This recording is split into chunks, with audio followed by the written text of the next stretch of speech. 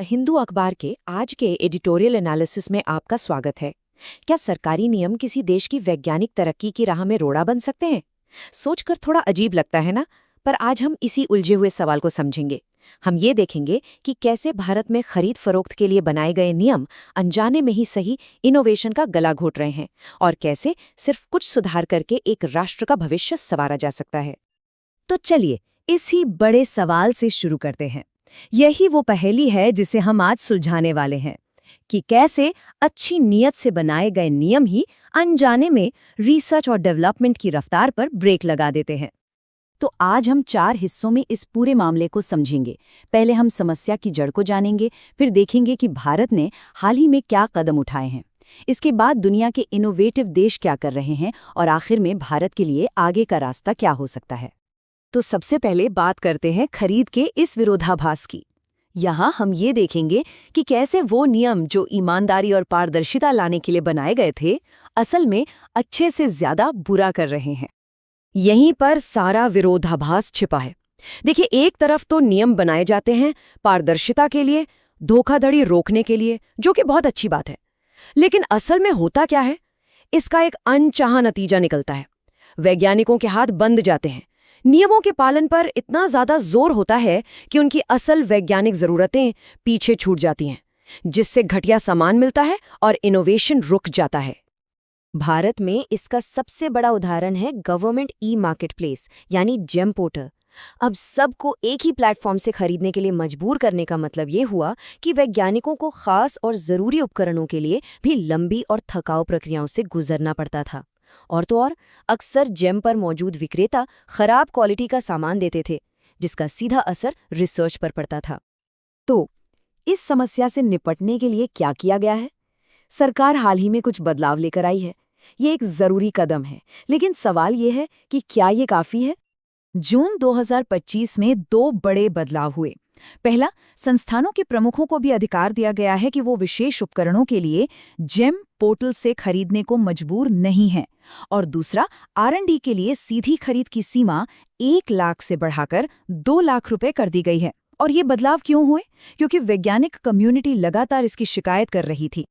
हालांकि 2 लाख रुपए की ये नई सीमा सुनने में तो सुधार लगता है, पर क्वांटम कंप्यूटिंग या बायोटेक्नोलॉजी जैसे जो अत्याधुनिक रिसर्च के फील्ड्स हैं, उनके लिए ये अभी भी बहुत कम है। वहाँ तो उपकरणों की लागत कहीं ज्यादा होती है। अब देखिए, ये नए नियम तभी कामयाब होंगे जब इन्हें सही तरीके से लागू किया जाएगा। ये छूट देने और हिसाब रखने के बीच एक बहुत नाजुक संतुलन है। मतलब संस्थानों पर भरोसा भी करना होगा और साथ ही दुरुपयोग रोकने के लिए एक मजबूत निगरानी सिस्टम भी बनाना होगा। तो चलिए अब दुनिया की तरफ देखते हैं। आखिर जो देश इनोवेशन में आगे हैं, वो इस मुश्किल से कैसे निपटते हैं। पता है, वो लोग खरीद को एक नियम की तरह नहीं, बल्कि इनोवेशन बढ़ाने वाले एक शक्तिशाली हथियार की तरह देखते हैं। अगर आप देखें तो खरीद का इतिहास बहुत पुराना है, हजारों साल। सोचिए, प्राचीन मिस्र में पिरामिड के लिए सामान का हिसाब किताब रखने से लेकर आज AI का इस्तेमाल करके पूरी सप्लाई चेन को मैनेज करने तक, ये सफर कंट्रोल से क्रिएटिविटी का रहा है। दूसरे देश खरीद को बोझ नहीं, बल्कि एक हथियार की तरह इस्तेमाल करते हैं। जैसे जर्मनी को देखिए, वो इसके जरिए नए बाजार बना रहा है। अमेरिका स्टार्टअप्स को सपोर्ट कर रहा है। और दक्षिण कोरिया तो कमाल है, वो मून शॉट जैसे बड़े आइडियाज के लिए ज्यादा कीमत चुकाने को भी तैयार है। मतलब साफ है, वो सिर्फ सामान नहीं, भविष्य खरीद रहे हैं। और आज की सबसे एडवांस चीज है कॉग्निटिव प्रोक्योरमेंट। अब ये क्या है? आसान भाषा में कहें तो AI का इस्तेमाल करके खरीद फरोख्त को सुपर स्मार्ट बनाना। इसका सबसे अच्छा उदाहरण है फाइजर की कोविड-19 वैक्सीन। सोचिए, AI ने कुछ ही घंटों में जरूरी सप्लायर्स की पहचान कर ली थी। नॉर्मली इस काम में महीनों लग जाते। ये टेक्नोलॉजी वैज्ञानिकों को कागजों से निकालकर असल साइंस पर फोकस करने की आज़ादी देती है। तो भारत इन वैश्विक सबकों से क्या सीख सकता है? हमारा आखिरी सेक्शन सिर्फ प्रॉब्लम की बात नहीं करेगा, बल्कि एक एक्शन प्लान देगा। हम 4 ऐसे बड़े बदलावों की बात करेंगे जो पूरी तस्वीर बदल सकते हैं। और ये 4 बदलाव सिर्फ छोटे-मोटे सुधार नहीं हैं, ये पूरे सिस्टम को बदलने का दम रखते हैं। चलिए एक एक करके समझते हैं। पहला बदलाव, परिणाम भारित टेंडर। मतलब ये कि सिर्फ ये मत देखो कि कौन सबसे सस्ता सामान दे रहा है, बल्कि उस कंपनी को चुनो जो खुद रिसर्च में पैसा लगा रही है, जिसके पास भविष्य में बेहतर करने का दम है। यहाँ फोकस कीमत पर नहीं, लॉन्ग टर्म फायदे पर है। दूसरा है सैंडबॉक्स छूट, यानी TIFR या IITs जैसे हमारे जो टॉप के संस्थान हैं, उन्हें कुछ खरीद के लिए नियमों से पूरी तरह आज़ाद कर दिया जाए। हाँ, शर्त ये होगी कि उन्हें अपने इनोवेशन के टारगेट पूरे करने होंगे। इससे उन्हें बड़े आविष्कारों के लिए वो रफ्तार और आज़ादी मिलेगी जिसकी उन्हें ज़रूरत है। तीसरा, AI की ताकत का इस्तेमाल। भारत का AI इकोसिस्टम बहुत मजबूत है। हम इसका इस्तेमाल करके एक ऐसा असिस्टेंट बना सकते हैं जो पूरी दुनिया के कैटलॉग छान मारे, सप्लाई में होने वाली देरी का पहले से अंदाजा लगा ले और फौरन दूसरे ऑप्शन सुझा दे। जो काम महीनों में होता है वो घंटों में हो सकता है। और चौथा, सह खरीद गठबंधन, मतलब कई लैब्स मिलकर महंगे उपकरण खरीदें। इससे दो फायदे होंगे, एक तो लागत कम होगी और दूसरा सबको लेटेस्ट टेक्नोलॉजी आसानी से मिल जाएगी। एक बहस हमेशा चलती है कि क्या हमारी नेशनल लैब्स को प्राइवेट कर देना चाहिए ताकि वो बेहतर काम करें, लेकिन ये मामला सिर्फ हाँ या ना का नहीं है। जैसा कि ये चार्ट भी दिखा रहा है, इसका सबसे अच्छा रास्ता एक हाइब्रिड मॉडल हो सकता है। अमेरिका की सैंडिया नेशनल लैब्स इसका एक कामयाब उदाहरण है। वहां हुआ क्या, सरकार ने मिशन का कंट्रोल अपने पास रखा, लेकिन रोज का मैनेजमेंट एक प्राइवेट कंपनी को दे दिया। नतीजा, R&D के लिए प्राइवेट सेक्टर से पैसा भी आया और पेटेंट फाइलिंग में जबरदस्त तेजी भी आई। ये मॉडल भारत के CSIR जैसी संस्थाओं के लिए एक बढ़िया रास्ता हो सकता है। और आखिर में हम इस एक दमदार सोच के साथ अपनी बात खत्म करते हैं। देखिए, खरीद का असली मकसद ही ये तय करता है कि कोई देश खंडहर बना रहा है या भविष्य। जिन्होंने सिर्फ स्मारक बनाने के लिए सामान खरीदा, उन्होंने पीछे खंडहर छोड़े, लेकिन जिन्होंने खोज के लिए, जांच के लिए खरीदा, उन्होंने भविष्य का निर्माण किया। और आगे बढ़ने का रास्ता ज्ञान और खोज में निवेश करके ही बनता है। बात करने वाले हैं भारत की अर्थव्यवस्था के उस आधे हिस्से की जो अक्सर हमारी नजरों से गायब रहता है। हम समझेंगे कि भारत के जो बड़े बड़े आर्थिक सपने हैं और देश की महिलाओं की जो भूमिका है, उनके बीच का वो जरूरी कनेक्शन क्या है जिसे अक्सर अनदेखा कर दिया जाता है। चलिए सीधे मुद्दे पर आते हैं। $30 ट्रिलियन, ये कोई छोटा मोटा नंबर नहीं है। ये वो लक्ष्य है जो भारत ने साल 2047 के लिए अपनी इकोनॉमी के लिए सेट किया है। एक ऐसा आंकड़ा जो अगर हासिल हो गया तो भारत दुनिया की टॉप इकोनॉमिक पावर्स में से एक होगा। ये एक बहुत बड़ा, बहुत ही महत्वाकांक्षी लक्ष्य है। लेकिन अब इस बड़े से लक्ष्य के सामने एक दूसरा नंबर रखते हैं, सिर्फ 18%। पता है ये क्या है? ये है भारत की GDP में महिलाओं का मौजूदा योगदान। तो एक तरफ $30 ट्रिलियन का सपना और दूसरी तरफ सिर्फ 18% की हकीकत। यहीं पर हमारी आज की पूरी बातचीत का सार छिपा है। ये इतना बड़ा गैप क्यों है और इसके मायने क्या हैं? तो ये जो इतना बड़ा गैप है, इसकी जड़ टैलेंट या मेहनत की कमी में नहीं है। नहीं, असल वजह कहीं और ही छिपी है, और वो है डेटा। जी हाँ, डेटा। अर्थव्यवस्था का एक बहुत बड़ा हिस्सा हमें दिखाई ही नहीं देता। क्यों? क्योंकि हम उसे ठीक से माप नहीं रहे हैं। अच्छा, एक आंकड़ा है जो पहली नजर में काफी अच्छा लगता है। Women labour force participation rate, ये बढ़कर 41.7% हो गया है। सुनने में बढ़िया है ना? लेकिन कहानी में एक ट्विस्ट है। इस 41.7% में से सिर्फ 18% महिलाएं ही फॉर्मल नौकरी में हैं। मतलब एक बहुत बड़ी आबादी इनफॉर्मल सेक्टर में काम कर रही है, जहां ना जॉब सिक्योरिटी है, ना ग्रोथ के मौके। और यहीं पर सारी बात आकर रुक जाती है। एक सीधा सा नियम है, जिसे आप माप नहीं सकते, उसे आप सुधार नहीं सकते। सोचिए, अगर सरकार के पास डेटा ही नहीं है, अगर उन्हें पता ही नहीं है कि असली प्रॉब्लम कहाँ है, कितनी बड़ी है, तो वो उसके लिए पॉलिसी कैसे बनाएगी, बजट कैसे देगी? और इस डेटा इनविजिबिलिटी का नतीजा बहुत सीरियस है। होता ये है कि जो असली परेशानियां हैं वो छिपी रह जाती हैं। जब हमें यही नहीं दिखता कि महिलाएं सिस्टम में कहाँ और कैसे पीछे छूट रही हैं, तो सुधार के काम रुक जाते हैं और ये जो एक्सक्लूजन है ये और भी पक्का होता जाता है। तो सवाल ये उठता है कि इस अदृश्यता को, इस इनविजिबिलिटी को खत्म कैसे किया जाए। खैर, इसका एक बहुत दिलचस्प जवाब हमें मिलता है उत्तर प्रदेश से। वहाँ इस प्रॉब्लम से निपटने के लिए एक बिल्कुल नया तरीका अपनाया गया है। ये है WEI इंडेक्स, मतलब वुमेन्स इकोनॉमिक एम्पावरमेंट इंडेक्स। देखिए, ये कोई मामूली रिपोर्ट नहीं है। ये इंडिया में अपनी तरह का पहला ऐसा टूल है जो डिस्ट्रिक्ट लेवल पर काम करता है।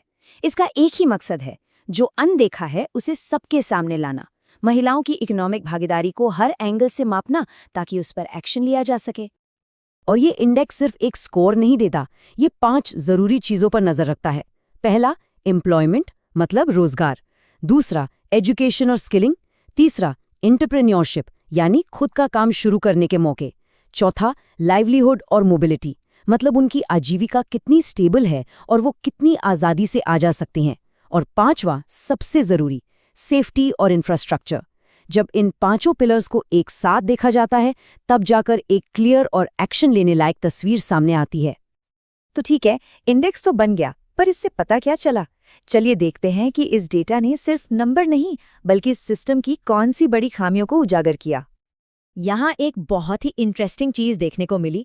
यूपी के जो स्किल डेवलपमेंट प्रोग्राम्स हैं उनमें 50% से ज्यादा एनरोलमेंट महिलाओं का है। इससे एक बात तो साफ है, सीखने की, आगे बढ़ने की इच्छा में कोई कमी नहीं है, एम्बिशन भरपूर है। लेकिन अब कहानी का दूसरा पहलू देखिए। स्किलिंग प्रोग्राम में तो महिलाएं बहुत हैं, पर जब बात आती है रजिस्टर्ड एंटरप्रेन्योर बनने की तो ये नंबर अचानक से बहुत नीचे गिर जाता है। और अगर हम लोन या क्रेडिट तक पहुंच की बात करें तो वो तो और भी कम है। ये क्या दिखाता है? ये एक सिस्टमिक फेलियर है। मतलब ट्रेनिंग तो मिल रही है, पर ट्रेनिंग के बाद जो सपोर्ट चाहिए वो सिस्टम से गायब है। और यही इस इंडेक्स की सबसे बड़ी ताकत है। ये पूरी बातचीत को कितनी महिलाएं काम कर रही हैं से बदलकर वो आगे क्यों नहीं बढ़ पा रही हैं पर ले आता है। और पॉलिसी बनाने के लिए ये एक गेम चेंजर है, क्योंकि अब प्रॉब्लम की जड़ पर फोकस किया जा सकता है, सिर्फ लक्षणों पर नहीं। तो ये जो यूपी में हुआ, ये सिर्फ एक राज्य की कहानी नहीं है, ये पूरे देश के लिए एक ब्लूप्रिंट बन सकता है, एक मॉडल। तो सवाल है कि इसे नेशनल लेवल पर कैसे लागू किया जाए। इसके लिए 3 कदम बहुत जरूरी हैं। पहला, जेंडर बेस्ड डेटा कलेक्शन हर डिपार्टमेंट के लिए जरूरी कर दिया जाए, चाहे वो एमएसएमई हो या ट्रांसपोर्ट। दूसरा, लोकल गवर्नमेंट को ट्रेनिंग दी जाए ताकि वो इस डेटा को समझकर इस्तेमाल कर सकें। और तीसरा, हमें सिर्फ ये नहीं देखना कि कितनी नौकरियां मिली, बल्कि ये ट्रैक करना होगा कि उन नौकरियों में महिलाएं टिकी कितनी, उनकी ग्रोथ कितनी हुई, लीडरशिप रोल तक कितनी पहुंची। और यहीं पर जेंडर बजटिंग का असली मतलब समझ में आता है। ये सिर्फ महिलाओं के लिए अलग से कुछ स्कीमें बना देना नहीं है। असली जेंडर बजटिंग का मतलब है सरकार जो भी पैसा खर्च कर रही है, चाहे वो सड़क बनाने पर हो या बिजली पर, हर रुपए को इस नज़र से देखना कि उसका महिलाओं और पुरुषों पर क्या और कैसा असर पड़ रहा है। तो अब आगे का रास्ता क्या है? बात घूम फिरकर एक ही जगह आती है, जो अदृश्य है उसे दृश्यमान बनाना होगा। और देखिए, ये सिर्फ यूपी की बात नहीं है। आंध्र प्रदेश, महाराष्ट्र, ओडिशा, तेलंगाना, कई और राज्य हैं जिनका सपना $1 ट्रिलियन इकोनॉमी बनने का है। WE इंडेक्स जैसा एक फ्रेमवर्क इन सभी राज्यों के लिए बहुत काम का साबित हो सकता है, अपने लक्ष्यों को हकीकत में बदलने के लिए। एक बहुत अच्छी बात कही गई है कि WEI इंडेक्स फिनिश लाइन नहीं बल्कि स्टार्टिंग ब्लॉक है। मतलब ये कोई आखिरी जवाब नहीं है, ये तो बस एक शुरुआत है। एक ऐसी शुरुआत जो भारत की ग्रोथ स्टोरी में महिलाओं को साइडलाइन से निकालकर मेन स्ट्रीम में ला सकती है। तो आखिर में एक सवाल बचता है। भारत की ग्रोथ स्टोरी तो लिखी जा रही है, पर सवाल ये है कि इसके हीरो कौन होंगे?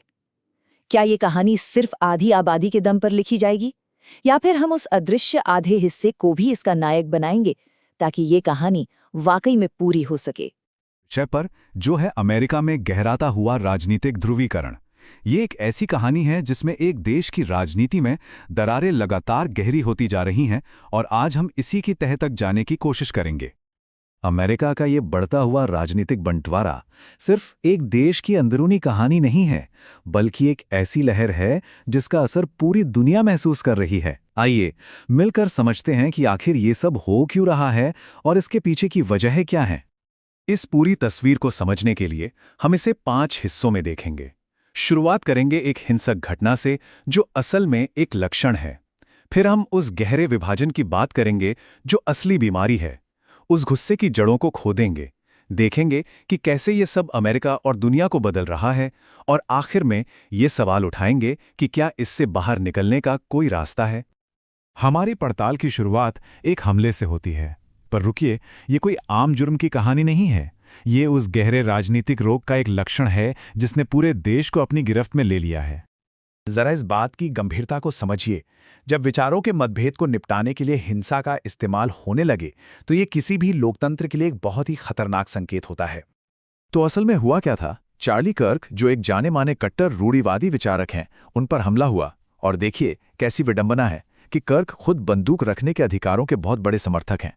और हमलावर कौन? एक ऐसा नौजवान जो खुद एक रूढ़िवादी परिवार से आता था, पर उनकी विचारधारा से अलग हो चुका था। यह घटना एक छोटे से पैमाने पर वही दिखाती है जो पूरे देश में हो रहा है। विचारों का मतभेद अब हिंसा में बदल रहा है। और यही घटना हमें उस असली बीमारी की तरफ ले जाती है जो इस तरह की हिंसा की जड़ में है। और वो है अमेरिका का महान राजनीतिक विभाजन। एक ऐसा माहौल जहां अब बातचीत की कोई गुंजाइश ही नहीं बची है। सोचिए जरा, चीजें कितनी बदल गई हैं। एक वक्त था जब अलग अलग विचारधाराओं के लोग नीतियों पर बहस करते थे, लेकिन शायद साथ बैठकर बात भी कर सकते थे। लेकिन आज सालों की राजनीतिक कड़वाहट और डर ने बातचीत के लगभग सारे दरवाजे ही बंद कर दिए हैं।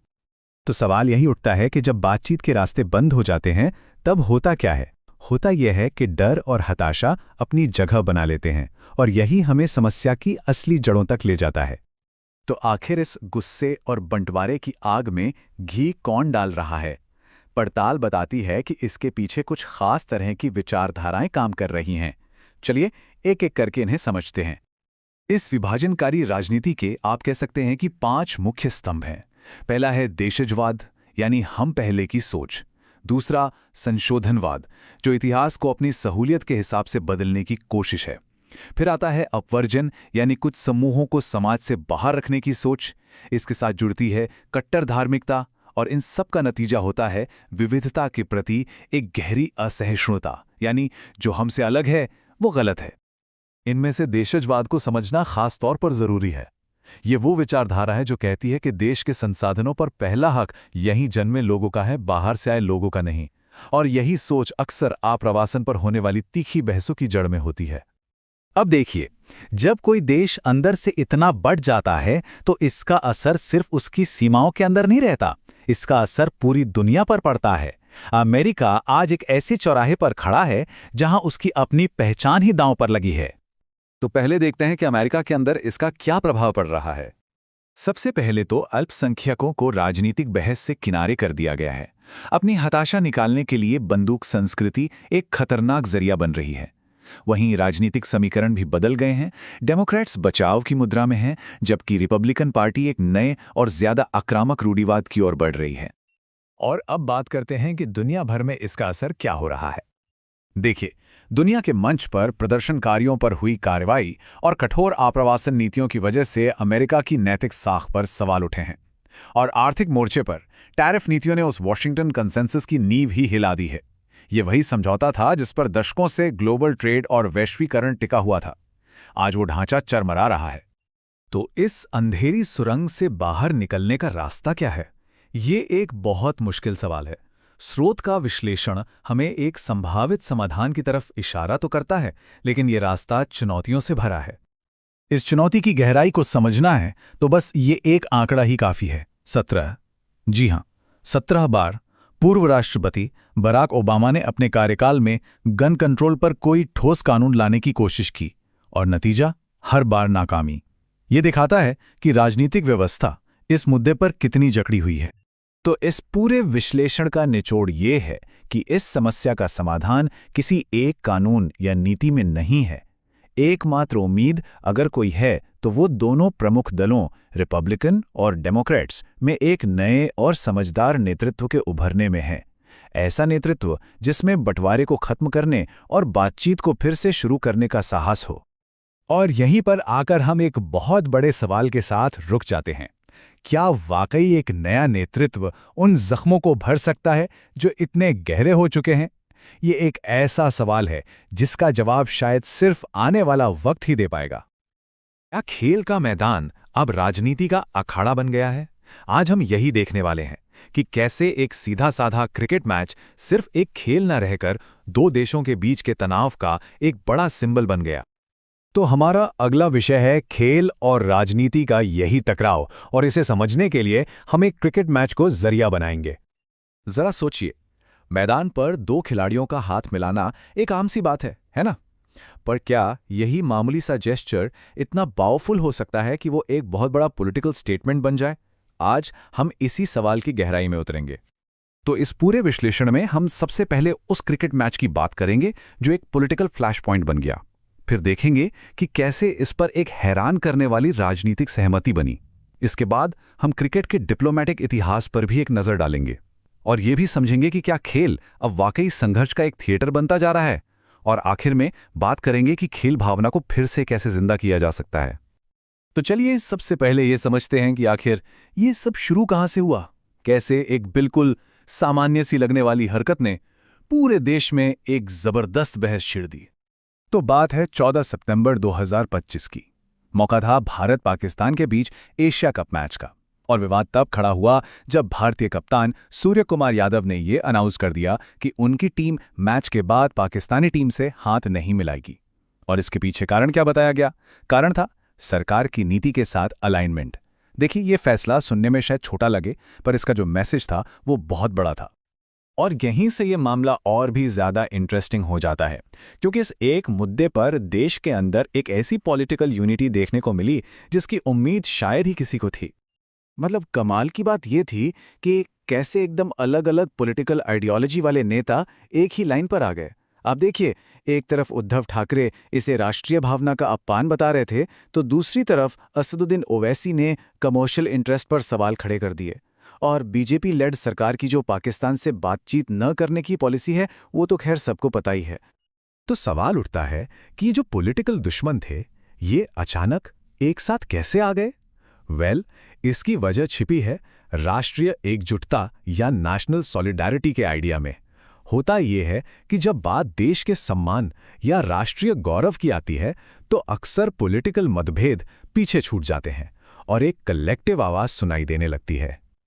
अच्छा, इस पूरे मामले को और बेहतर ढंग से समझने के लिए हमें थोड़ा पीछे जाना होगा और भारत पाकिस्तान क्रिकेट की हिस्ट्री को देखना होगा कि ये वक्त के साथ कैसे बदला है। देखिए, भारत पाकिस्तान क्रिकेट कभी भी सिर्फ एक खेल तो था ही नहीं। कॉलोनियल टाइम में ये ब्रिटिश रूलर्स के साथ पावर नेगोशिएट करने का एक टूल था। फिर जब देश आज़ाद हुआ, बंटवारा हुआ, तो हर मैच पर पार्टीशन का एक सिंबॉलिक बोझ आ गया। हाँ, 70 के दशक से लेकर 2000 तक का दौर ऐसा भी आया जब यही क्रिकेट फील्ड डिप्लोमैटिक कॉन्टैक्ट का एक जरिया बनी, एक हेल्दी राइवलरी का मंच बनी। लेकिन आज ऐसा लगता है कि वो परंपरा अब खत्म हो रही है और क्रिकेट एक थिएटर ऑफ कॉन्फ्लिक्ट में बदल रहा है।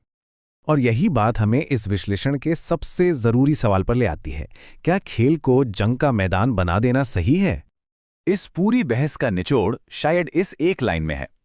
खेल पॉलिटिकल तो है, लेकिन इसका यह मतलब नहीं कि वो बिना गोलीबारी के युद्ध बन जाए। मतलब बिल्कुल साफ है। ठीक है, मान लिया कि खेल पर राजनीति का असर होता है, पर उसे एक असली जंग की तरह ट्रीट करना, ये तो खेल की स्पिरिट के ही खिलाफ है। तो ये जो हम बार बार कह रहे हैं संघर्ष का रंगमंच या थिएटर ऑफ कॉन्फ्लिक्ट, इसका असल में मतलब क्या है? इसका मतलब ये है कि जब आप एक स्पोर्ट्स इवेंट को अपनी पॉलिटिकल और नेशनल दुश्मनी निकालने का एक और अखाड़ा बना देते हैं, जहां खिलाड़ी एथलीट नहीं बल्कि अपनी अपनी सरकारों के प्रॉक्सी या प्रतिनिधि बनकर लड़ने लगते हैं। यहां एक बहुत ही बारीक लेकिन बहुत इंपॉर्टेंट बात है। सोर्स का ये तर्क है कि जब आप हाथ मिलाने से मना करते हैं, तो आप आतंकवाद के पीड़ितों के साथ सॉलिडारिटी दिखाने और अपने साथी एथलीट की बेइज्जती करने के बीच का फर्क मिटा देते हैं। मतलब अपने देश के साथ खड़े होने का ये मतलब बिल्कुल नहीं होना चाहिए कि आप सामने वाले खिलाड़ी की स्पोर्ट्समैनशिप का अपमान करें। तो फिर इसका सल्यूशन क्या है? क्या कोई रास्ता है आगे? चलिए अब अपने आखिरी हिस्से में इसी पर बात करते हैं कि खेल की उस असल भावना को वापस कैसे लाया जा सकता है। तो कुछ रास्ते सुझाए गए हैं। सबसे पहले तो टीमों के बीच हाथ मिलाने की जो परंपरा है, उसे वापस लाया जाए। दूसरा, आईसीसी जिस तरह से आर्टिफिशियल ग्रुपिंग करके बार बार हाई टेंशन वाले भारत पाकिस्तान मैच कराता है, उस पर सवाल उठाए जाने चाहिए, क्योंकि इससे सिर्फ तनाव ही बढ़ता है। और सबसे इंपॉर्टेंट बात, हमें यह मानना होगा कि खिलाड़ियों के जेस्चर्स, उनका बर्ताव मैदान पर, वो भाईचारे के लिए होता है, दुश्मनी दिखाने के लिए नहीं। और आखिर में ये पूरा विश्लेषण हमें एक बहुत बड़े सवाल पर लाकर छोड़ देता है। एथलीट्स को असल में किसका प्रतिनिधि होना चाहिए, अपने खेल का या फिर अपनी सरकार का एक प्रॉक्सी? ये एक ऐसा सवाल है जिस पे सोचना हम सबके लिए बहुत जरूरी है। इस वीडियो को देखने के लिए धन्यवाद, और अगर आपको ये पसंद आया तो कृपया शेयर और सब्सक्राइब करें।